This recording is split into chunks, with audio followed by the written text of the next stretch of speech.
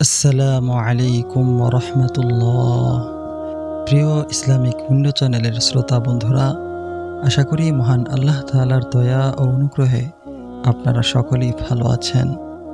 কিয়ামতের দিন বান্দার সব আমলের হিসাব নিকাশ শুরু হবে। ছোট বড় কোনো আমলই বাদ পড়বে না।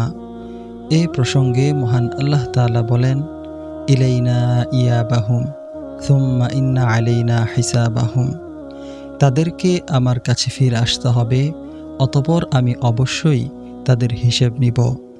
হিসাব নিকাশ হবে, প্রত্যেকে তার হাতে যে নিখুঁত আমলনামা দেওয়া হবে পড়ার জন্য, তার উপর ভিত্তি করে।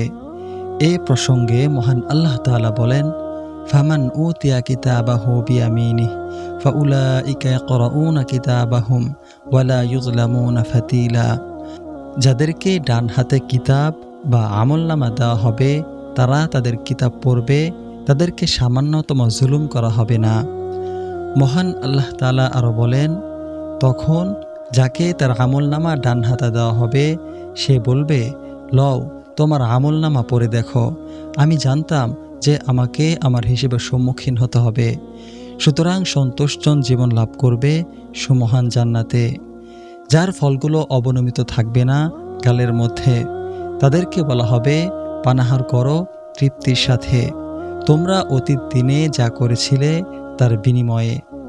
আর যার আমলনামা তার বাম হাতে দেওয়া হবে, সে বলবে, হায়, আমাকে যদি আমার আমলনামা না দেওয়া হতো এবং আমি যদি না জানতাম আমার হিসেব। মহান আল্লাহ তাআলা আরও বলেন, ফাআম্মা মান উতিয়া কিতাবাহু বিয়ামিনিহি ফাসাউফা ইউহাসাবু হিসাবান ইয়াসীরা ওয়ায়ানকালিবু ইলা আহলিহি মাসরুরা ওয়াআম্মা মান উতিয়া কিতাবাহু ওয়ারাআ যাহরিহি ফাসাউফা ইয়াদউ থুবুরা ওয়ায়াসলা সাঈরা।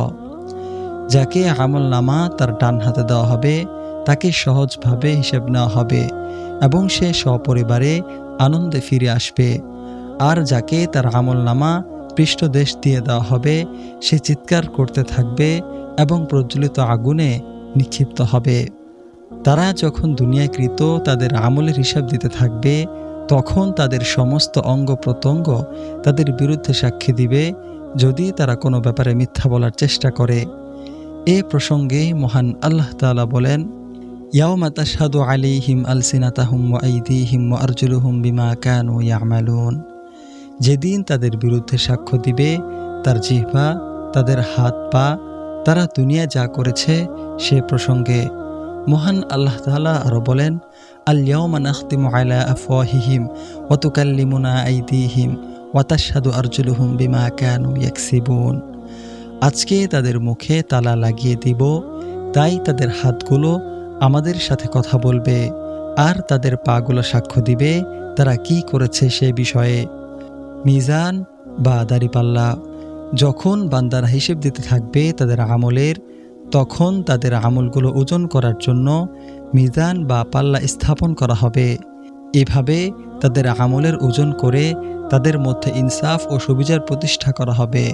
মহান আল্লাহ তাআলা বলেন, ওয়ানাদাউল মাওয়াজিনাল কিসত লিয়াউমিল কিয়ামাতি ফালা তুযলামু নাফসুন শাইআ ওয়া ইন কানা মিসকালা হাববাতিন মিন খারদালিন আতাইনা বিহা ওয়া কাফা বিনা হাসিবিন।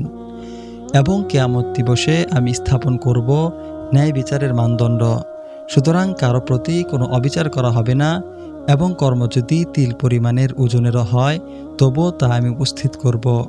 হিসেব গ্রহণকারী রূপে আমি যথেষ্ট। এ আয়াতের ওয়ানাদাউল মাওয়াজিনা বাক্যে মাওয়াজিন শব্দটি বহুবচন ব্যবহৃত হয়েছে। এ থেকে মনে হয় কিয়ামত দিবসে বান্দাদের আমলগুলো ওজন করার জন্য অনেকগুলো ন্যায় বিচারের মানদণ্ড স্থাপন করা হবে। আবার বহুবচনের ব্যবহার বান্দাদের আমলের সংখ্যাধিক্যের কারণেও হতে পারে।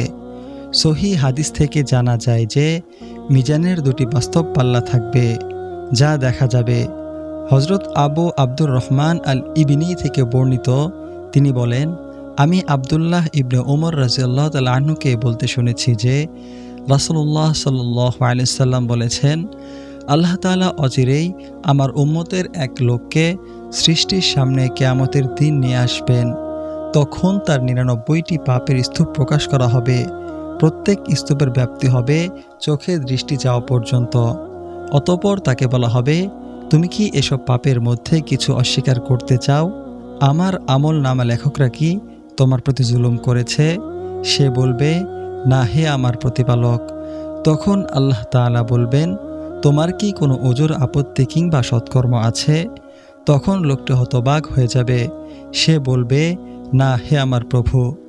তখন আল্লাহ বলবেন, হ্যাঁ আছে, তোমার একটা সৎকর্ম আমার কাছে গচ্ছিত আছে, আজকে তোমাকে জুলুম করা হবে না।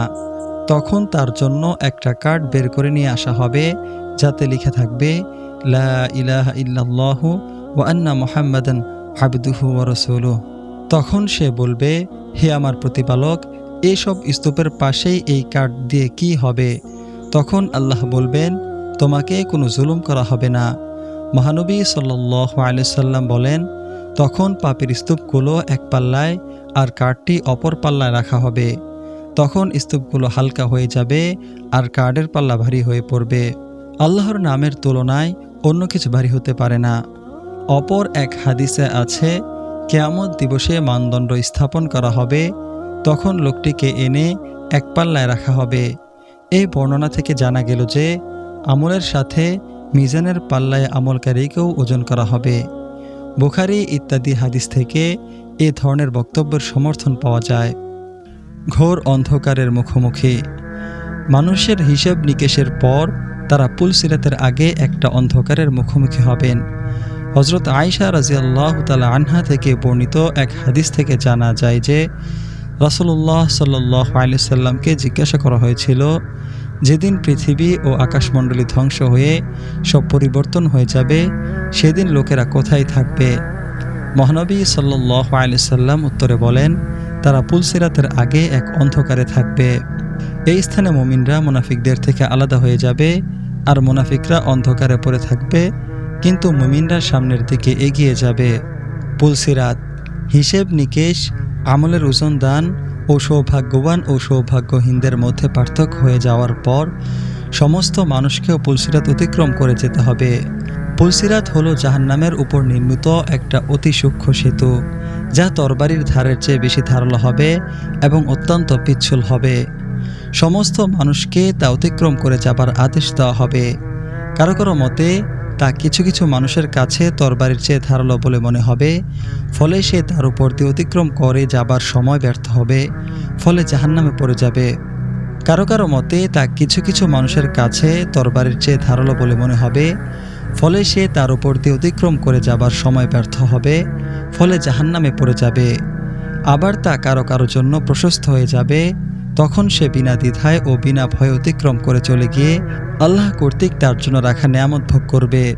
এসব বিষয়ের দিকে ইঙ্গিত করে মহান আল্লাহ তাআলা বলেন, ওয়া ইম মিনকুম ইল্লা ওয়ারিদুহা কানা আলা রাব্বিকা হাতমান মাকদিয়া সুম্মা নুনাজ্জিল্লাযীনা ইত্তাকাউ ওয়া নাযারুয যালিমিনা ফিহা জিসিয়া। তোমাদের প্রত্যেককে তা অতিক্রম করতে হবে, এটা তোমার প্রতিপালকের চূড়ান্ত সিদ্ধান্ত। পরে আমি মুত্তাকিদের উদ্ধার করব এবং জালিমদেরকে নতজন অবস্থায় রেখে দিব।